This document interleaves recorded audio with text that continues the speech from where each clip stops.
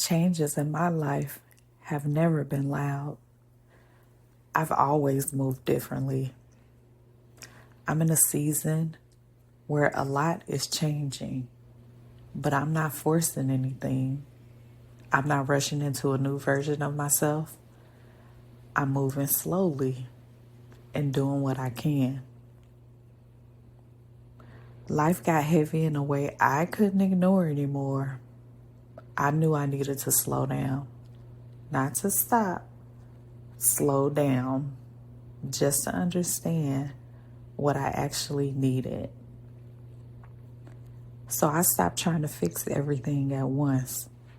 I'm focusing on small things that help me breathe. For me, rebuilding isn't about a big transformation. It's about small choices that make life feel easier. It's grounding myself instead of overwhelming myself.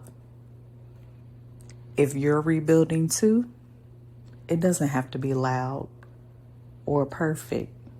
You can move differently. You can take your time. You can let this season be quiet.